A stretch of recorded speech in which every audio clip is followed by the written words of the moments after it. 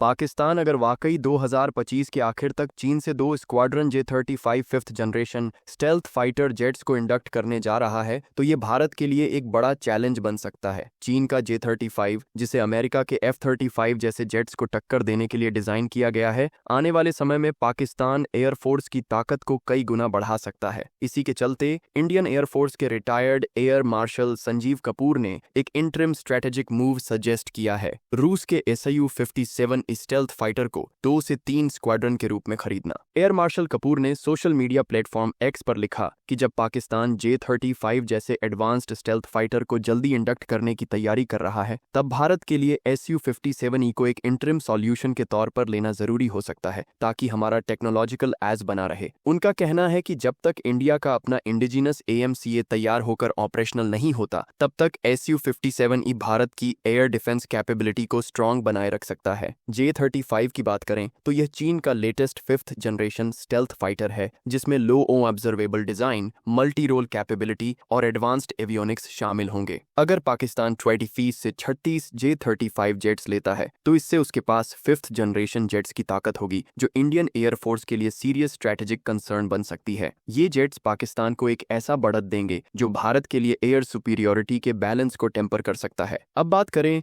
Su-57E की, तो ये रूस का पहला 5th जनरेशन स्टेल्थ फाइटर है। Su-57E एक एक्सपोर्ट वर्जन है जिसमें एडवांस्ड रडार, सुपर क्रूज और एक पावरफुल वेपन सूट होता है। इसकी स्टेल्थ क्वालिटी वेस्टर्न फाइटर्स जैसे F-35 या F-22 जितनी एडवांस्ड नहीं मानी जाती, लेकिन फिर भी यह एक मैच्योर और प्रोवन प्लेटफॉर्म है जिसे कम टाइम में इंडक्ट किया जा सकता है। भारत का रूस के साथ डिफेंस कोलैबोरेशन लंबा और भरोसेमंद रहा है। सुखोई इसका सबसे बड़ा उदाहरण है, जिसे भारत ने न केवल ऑपरेट किया है बल्कि देश में ही असेंबल भी किया है। ऐसे में Su-57E को एक इंटरिम ऑप्शन के तौर पर चुनना टेक्निकली और लॉजिस्टिकली मुमकिन दिखता है। हाँ, एक बार पहले भारत Su-57 के जॉइंट डेवलपमेंट प्रोजेक्ट FZFA से बाहर निकल चुका है। उस समय कारण थे कोस्ट, स्टेल्थ कैपेबिलिटी और टेक्नोलॉजी ट्रांसफर की लिमिटेशन। लेकिन अब जब पाकिस्तान स्टेल्थ फाइटर की रेस में कूद रहा है तो ऐसे डिसीजन पर दोबारा सोचने का वक्त आ चुका है। AMCA की बात करें तो ये भारत का अपना इंडिजिनस 5th जनरेशन प्रोग्राम है जिसमें स्टेल्थ, सुपर क्रूज और AI इंटीग्रेटेड सिस्टम्स होंगे। लेकिन इसकी पहली टेस्ट फ्लाइट भी अभी सालों दूर है और फुल ऑपरेशनल सर्विस में आने में शायद 2035 तक का वक्त लग सकता है। तब तक एक स्ट्रॉन्ग इंटरिम सॉल्यूशन जरूरी है ताकि कोई एयर डिफेंस गैप न बने। हाँ, एक और चीज जो ध्यान देने वाली है